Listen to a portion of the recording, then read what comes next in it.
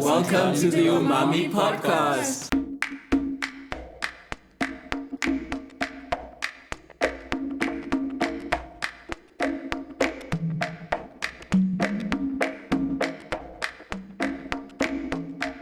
Umami episode 8.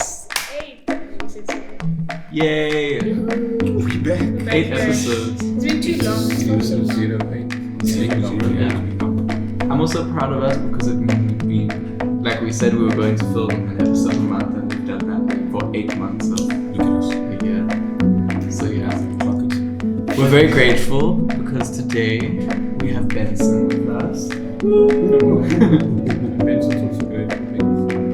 Oh, that's so sweet. What's really about? So we always start by asking, what did you bring us today? as- So there's confessions for that one.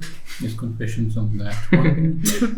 I think all the way through it's confessions. So I said this to someone here that I must actually be clear about my confession. Who's licensed to take a confession? None of us. I'll just give a confession. But, when I knew I was coming, Caleb and I chatted, and I thought, what am I going to bake? What am I going to make? And I went through like multiple revolutions of what to make, and then suddenly I just thought, whoa, I can get somebody else to make it for me. It's like Uber Eats. Yeah. So then I just for at least like a day I was relaxed, because I've got a friend who runs a business in Ocean View that makes this. Oh, Every Sunday we used to just WhatsApp her, send the menu, pick it up. Amazing. And I didn't get out my car because her house was set up in such a way you park outside, you hoot, beep, beep, boop. Guy comes out, gone. Hectic. Take it home, and then my kids and my wife gets really keen on the cultural vibe. So I'd lost her number, okay? yeah. So now I'm thinking, okay, maybe I should contact her if I'm going out. Just like So then I find the number, and then this morning she sends me a message that she sends me a special prayer thing because she's in Mecca. And I'm like, I'm both happy and sad at the same time. What are you doing in Mecca? So I wish her well, and then I think, okay, I'm going to be her today. I'm literally just, now Let's go. stuck. Okay. It's on you. Yeah, so that's me channeling the Muslim woman inside me. Oh, awesome. And then the bread is not edible. It's like literally just what's the word? Prop, because I pulled it out of the oven too quickly. So that's why you Can can you see try the it? bits that's You could still try it. We could still fiddle with that. Yeah. But there's a story behind that. Yes. And then the story behind the We're still gonna eat it. you can Yeah, do it. totally. In fact, What do we call it? oh yeah, interesting. It's the confession. You really onto something. So instead of baking the bread from scratch, I go to Checkers and I buy their ready-made dough. Yes. Not Oh, ready-made. nice. It's Okay, yeah. and then I just add a bit of that to the dough, Okay. and then I normally make rolls. Okay. But then I was just whatever, I was busy, so I stuck in the oven. So Checkers features quite a lot in here, and I thought that that's also kind of a theme, because if you are, and I had a bit of anxiety watching your mom sit here and talk about all her magic stuff. Yeah. No pressure. How am I going to? I'm not going to even try. So I Yourself. literally was just be myself, and I just kind of thought, what is good about the Checkers near me? You know, so there's a lot that's good about the Checkers that's near me, and that's the people. So there's a lot of people that are going to be watching this that are based at Muizenberg Checkers, so there'll be a shout out. So that's an adaptation of what's available at Checkers. The Calamari starter is so good. is an alternative currency vibe that's going to be telling that Yes. story. Yes. And then there is there's drink, and then there's dessert. There's all sorts of little. Yeah. Condiments. Yeah. With the label Benson's. Some of them and some of them not. Hey. Hey, what is that about? It's just a label. Everything that's got my face on it is me going through a Steve Biko moment. Whoa. I was in the food space and asking some serious questions, and then it hit me. Put your face on the label. And I was like, oh, God, please don't do this to me. Sure. And then I had to get to that crossroads to be able to get through it. So that's the result, and then the coffee is also the result. Yes. You know, two faces of my label, one face on two levels. Next bit, I think that's, and then the coffee, we'll end with the coffee. Yeah. Okay. Anybody watching or listening, there's a beautiful coffee aroma. There's a lot of If you aromas guys actually. Cool. So while you guys are chewing, Mm-hmm. and it's very chewy, okay, because it's Pardon. squid, Ooh. commonly known as calamari. Amazing. And I came across, this is my third time making it. Is that good? Benson, you're a serious business right now. Oh my gosh. But you guys probably know that the recycling is kind of the theme. So a third of what you're eating there was left over from a Friday night meal. And it was just so tasty and also so colourful. I love the colors. So then I just, it was tomato and bits of stuff. And then when I got the calamari, I just did the calamari and then added that, and then it became a thing on its What's the own. tangy taste? What's that? It tastes like dried tomato. What's that tangy taste? I think I know, but I also, Wow. is it a fruity tang? It tastes Chocolate, yeah. like Is it fermented. tamarind? No. Like fermented right there. Fermented I thought it was chutney, but I was no. Yeah, but Wow. This is so delicious. cool. So I don't know what the tangy taste is, but I added lime because that's my favorite thing to add, and a whole bunch of other stuff that I can't remember. But the exchange is what we want to talk about. Yeah. So there are two bits to it. The one was that food can get knocked forward. You make one meal, and then you run out, or then you have leftover, and then you put it in the fridge, and then next meal it becomes the beginning of something or the end of something. So that's kind of what happened with this. Not forward. Not forward, not up, but not knocked into the landfall. Yeah. Because you can't do that when you put it in the bin, right? You can't knock it. It's gone. Sure. So if you just hold on to the food, whether it's rice or whether it's bits of whatever. Pasta is the big one for us in our household because my kids insist on cooking all the whole bag of pasta. Then you keep it. And then we have 3 portions, and then we have this left over. So then I just put it in the fridge, and then next day we can do something with it. So that's the first part. And then the second part is that if you guys are ever in Muizenberg, you now are part of our exchange in Muizenberg. You're gonna get a free surfing lesson. Because the guy that blessed me with this or exchanged this with me is one of our heroes in Muizenberg. So shout out to Paul Jurgens, and he is a surf coach, and I gave him bread and he gave me calamari. And this is about the second time that he's done it. What's going on? Calamari from From the Did you sea, catch from the the sea called himself. Yeah. Okay.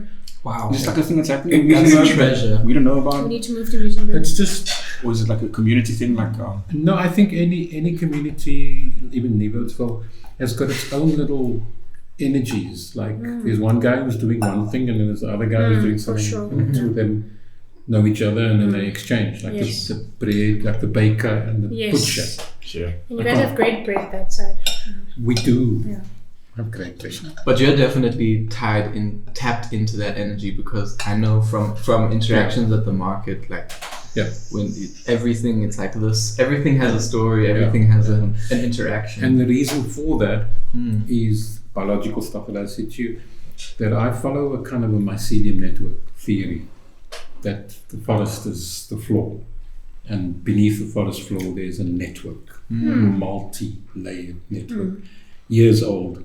And it's the same, I have that same opinion with people, that if we don't intentionally network, then we find something in common, just to wrap.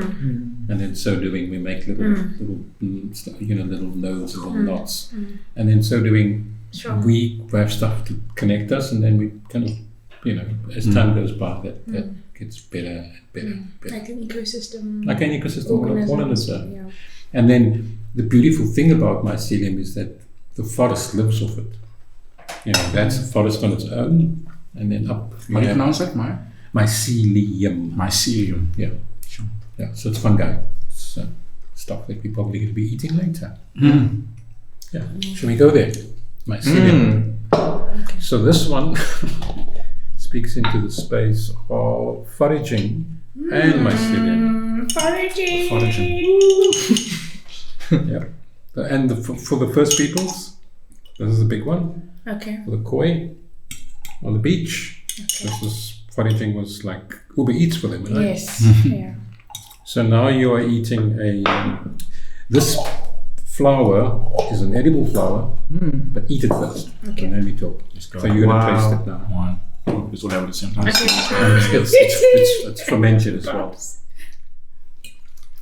It's kind of like an olive, but Oh it's not an my olive. god. This exists here.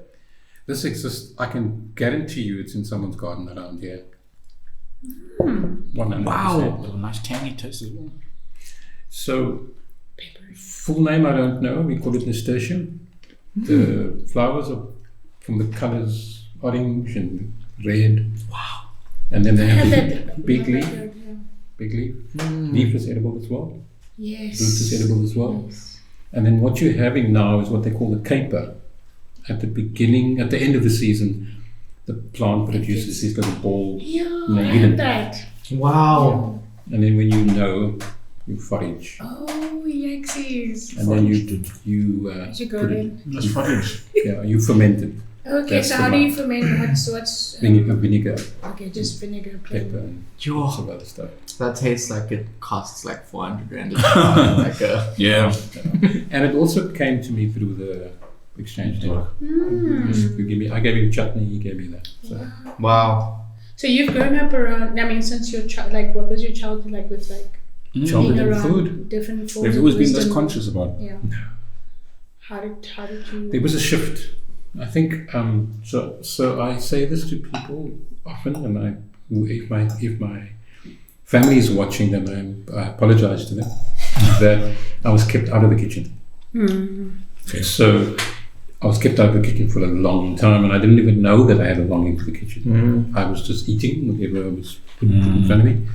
And it was only when I got married that I married a person that did a degree in catering, in large-scale catering. Okay. So it was not, I forget the name of the degree. Hospitality vibes? Not quite hospitality, it's more like mass catering. Okay. Like what stuff you need to give to lots of people. So she ended up working at Scripture Union at Rocklands as the cook, because her dad was in charge of Rocklands. So that's where we met, by the way. Okay. So she could cook. She came from a tradition of cooking, and I came from a tradition of not cooking. Traditional eating. Figured it all out. And I had to start off with boiling eggs. I had to teach like myself, like 3 minutes, and then it's done. And pasta and everything. I couldn't fall back on anything. And there was also an anxiety in the kitchen for me. I constantly, I'm going to get it wrong. So, because I'm going to get it wrong. And I did need to get it wrong, and I needed to embrace the wrong. Sure. To be able to kind of know that you don't do that again. So there's a couple of moments where things went really pressure in the kitchen. And, now, I have 2 sisters, and I have a mom that's a great cook. And they set up a wall of safety. Cooking only gets done by female. And marriage, I didn't have that. So then I could explore for myself.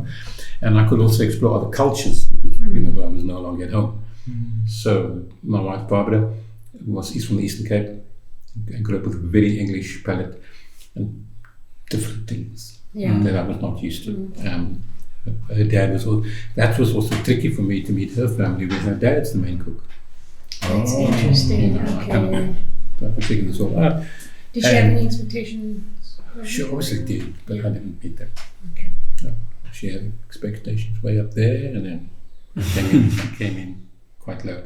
But then over time things got better. So yeah, I lately own the kitchen. Oh, So now I wow. make meals and and Amazing. then just for the sake of wherever this is going, then we launched I became comfortable in the kitchen, and then she was working in the food trade, and then we launched a business where I had to cook. So it was just like going from nothing to something. Wow. So I can understand when I meet somebody who looks at me blankly when I say, I make food for a living. Yeah. So I mean, I feel like we should just say that Umami endorses the team. Yeah. Market. 100%. Please come first Saturday of every month. You will see us there. come with lots of bags. Come with bags. Yes. Come to get stuff and talk to Benson Yeah. And other people. and other people. It's bread. Bring cash. Yeah. Bring cards. Yeah. Bring your questions. Come hungry. Yeah. Yeah. I think that space really also Yeah. does the things we love in this Yeah. space. 100%. Ooh, and it's interesting. There's lots Yeah. of interesting stuff. That's the thing I like. Can we pour? We can pour. Gingerbug. Yeah. Chardonnay gingerbread. Chardonnay gingerbug. What is this for those who do That not know? is still with the immersive idea. Okay. It's fermented. Oh. So okay. when you smell it first, you get a little bit of a. Ooh. I can smell all of that. And this one is a very junior gingerbug because I only gingerbugged it about 2 hours ago. But normally it would be a lot more physical. Did you see this? Yeah. Some for you too over here. How did you get into the market space? I was into the market space with chutney 30 years ago, so I was going every weekend to a different market. Okay. And I then got out of it because I couldn't see myself trying to sell stuff to people. Fair. And then Mowbray, I was interested in Mowbray, the concept. I knew a couple of people trading there. And then I had to come here to do an assignment for a course that I was doing. And on the assignment I needed to ask people about the prices, where they got it, it was about food security. And I suddenly thought, this is a lot more interesting because all the other markets, the main issue was that my customers were absolute idiots. I felt like an absolute idiot trying to convince somebody to pay $50 for homemade chutney. And of course, a lot of them would just look at the chutney and say, but Pick and Pay is almost $30. And at that point in time, I started like reaching for knives. But I find that Mowbray is a lot more. Yeah. People understand that you're not corporate. Yeah. So that's the link between the chutney and market. I've done the circuit. I'm not going to name drop because I hate them all. I love I mean that you say, and I can picture that the idea of having to sell to people sucks. But I love from interactions with you at the market that it's not like a selling thing, but buying from your store is always a conversation about like what's happening this month or Yeah. and That's the way it should be. yeah. You can imagine early farmers markets in the UK. Just where people, when there was no other option, you go to the farmers market or you don't eat. So you go and meet your husband there. You go and, get the sausage for the month. You can, find out the politics for the year. Everything at the market. Or what's in season, what's out of season, stuff like that. And there was no bargaining. Yeah. When it's not there, it's not there because the farmer, there's no place to keep things in cold storage. So I think those ancient markets was definitely a special place for communities. And the sad thing for Cape Town is that we don't have it. We don't really. There was a Salt River original market, and it's I don't like politics, but it's closed down because it's been earmarked for low cost housing or for something else. And I don't know where people go to nowadays besides Mowbray Market. I was going to ask you about, so when you walked into my little place, we went to you asked a lot of questions, which was so nice, and then we went outside and you looked at my little plant boxes, and I told you the little bit of the small journey I've been on with that, and you gave me some tips on some stuff. Cool. So I'm curious about your Farming background, and Yeah. there was also an article that we read around you mentioning things like you had space. It seems where there was land and Yeah. space, and Okay. that opened up a lot. Maybe we should just Can I read a quote from on Yeah, this yeah, actually? yeah, yeah. that hat off. Because this was you were interviewed by Joe Yeah. at Heart and Soil, which is another friend. My ideal situation is a healthy bounty and a significant yield coupled with a diverse team of people, racially and culturally mixed, working together. But a lot in there about your vision for gardening and farming. It's my second conversion came. You want to ask me about my first conversion? So I did a permaculture course, and there was a book given, there was a manual given, and it referenced the book. And then I was in the library and I saw the book and I grabbed the book and I read and went back, read forward and went back. So kind of biblical reading. Sure. Because the permaculture movement is seeking to grow food, but also it's also a political statement. It's also trying to change the way people are doing things. I think the permaculture movement is saying to people that food that you are eating from the corporates are not great. So to do it this way. And that conversion was one, was kind of groundbreaking for me to figure out that in a little box like that you can do some stuff and you can eat. You don't have to do much. You can take your potatoes that goes off in your little thing and you cut off the little eyes and you plant them, eyes up, and then before you know it, you get growth, and in a month's time you can eat.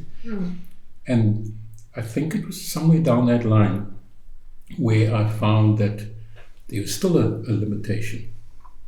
Quickly you find it gets too small, where a lot of my farming friends are so connected to the soil and they lose sight of people. And it happens in every industry that. And I think, I don't know where it comes from, but as much as I hate people, I also love being with people, And when I say hate people, I mean people are just irritating. Yeah. But you can't be apart from them. You know what I mean? So you kind of just have to figure out that game and play it. And whenever I'm with really good farming people, I just see that little gap that people are not part of this plan, or they're not directly beneficious. They're not beneficial. They're not involved in the story, or they are to some degree. And it was when I moved to Muizenberg where a chapter opened, where I did a community garden, where our yield was happiness or safety, where we could say to people, when you come in here, leave your grumpiness at the gate. Why? Because we need happiness here. Because it's one of our yields. Because it became a thing that was both carrots and people's issues that we were carrying. And it was there that I kind of had to make the sacrifice that I'm not going to push to get high yield on the one side, but I want the worker to be okay as well. I want the volunteer to be okay. And it's hard to get to that middle ground, but when you're working with unhoused people, when you're working with outliers in the margins, then you have to see that as that your value counts. So then I developed a mantra, and the mantra, so we were growing, but we were also recycling organic waste, which is possibly why we're going to be chatting about this soon. Show us. So people would come into the garden with their buckets, and I would often stop people and feel like a cult leader. First time in my life, wanting to be a cult leader, where I would say to them, your waste is important to us, and then it became your waste is critical, your waste is good, and eventually it became you and your waste are welcome here, and they were like, cool, thank you. And then but what more of you can we have here? Sure. You know, like bring us your skills, bring us your talent, bring us your money, Bitcoin. So all the food that wasn't on the plate that ended up in the scraps, the skins and the bones and the skins of the sweet potato all ends up here. So this is a big bucket, a bit of coffee grounds, and a bit of yesterday's pasta, and all those calamari bits, the heads of the calamari, and the insides of it. You guys don't know that you've got to pull the thing off and kind of skin it a bit. All of it goes in here, and then where does it go to? Tomorrow at about 10, I take it to a pig farm. And the pig farm is about 2 km from my house in a township. And the pig farmer's name is Michael, and he just like welcomes it. Literally, when the pigs have now figured out what my car sounds like. As soon as I get there, I can hear them. Wow. Start squealing. That's Literally wild. start So they're squealing. excited for what you Yeah, they're like, so it's what you don't eat that they get excited That's wild, about. hey? Wow. So Pause on that. that's cool. I like that. That's so I want to cute. do more. So where to next? Sure. I'm not leading. Sure. We're This kind of also steadily does. making our way towards coffee, but now you want to know what that is. Could we What's hear up? about What's this up? before What's we up, hear bad boy? about Yeah. coffee? This sour smelling, well, sour tasting. Yeah. So you want to? it's Just my Put your finger. there's a sermon in there. time. There's a hard hitting sermon. You touch that waist. Yes. Lick that finger. Tell us what it sweet, no. Bread, no. Spice, no. Dead. Dead. No taste. Nothing. Oh. But like a. Dead. Dead. So dead. Another word for dead is spent. Spent. Yeah. So it used to be barley, but Okay. you can see that there are flies around it. Did you see that little that little thing? So your dead is not his dead. So there's a smell coming off it. They're saying, they're giving applause. He's Body dead. clock. These days are I mine. must be quick now. This was in the brewing process. There's a lot of brewers out my way. You got brewers here as well, Woodstock. Mm-hmm. Is there a thing here? No, but Artisanal brewers, I'm sure. IPA, PA, lager, Pilsen. No. We were on that IPA game recently Yeah, up to the US. yeah. Okay, cool. So there's a lot of guys that are artisanal about their beer, and this is from a small brewer called Long Beach Brewery, Charlie's Garage as well.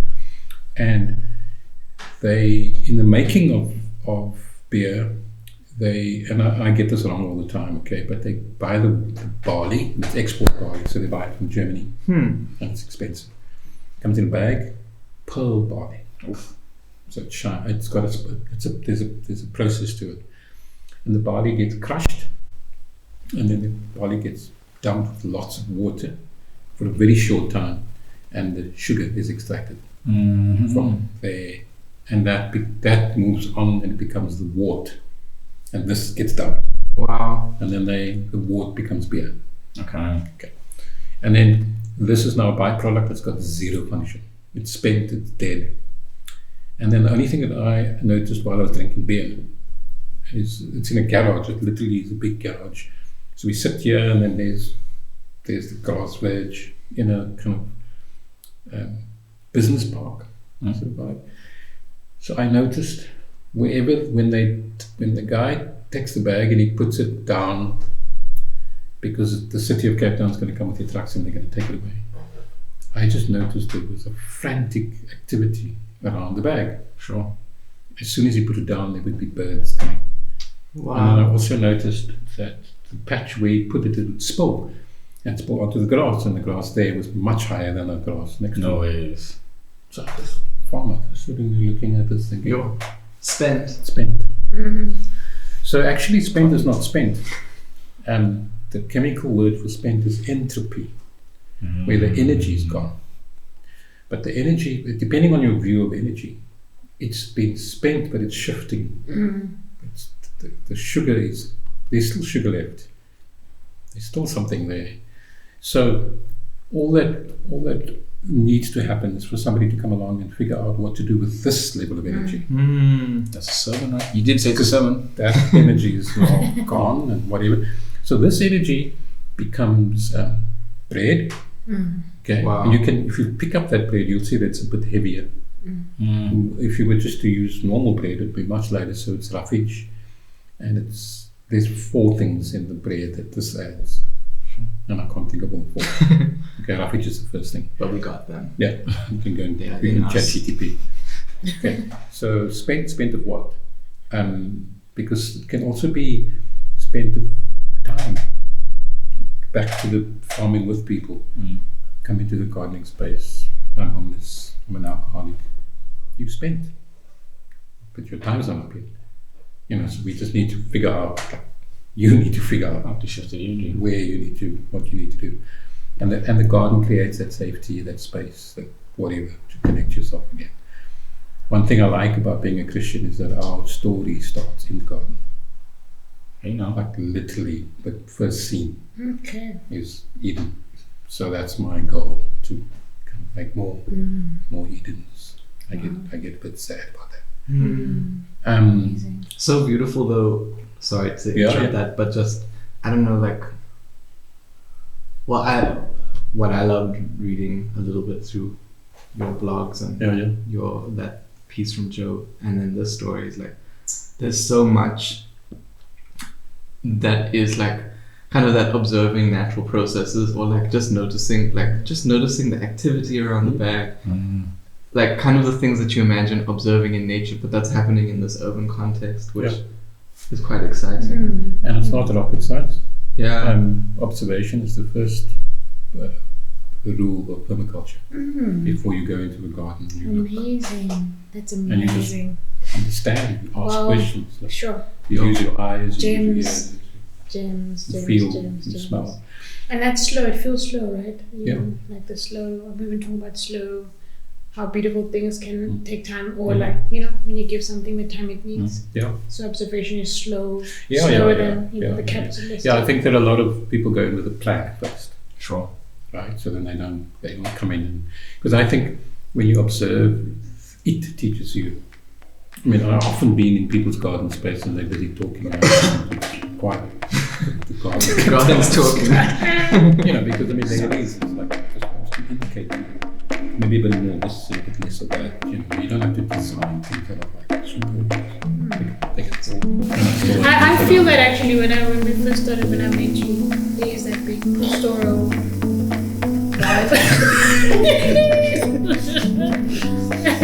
Oh, thank you so much. So how do we end? Yeah.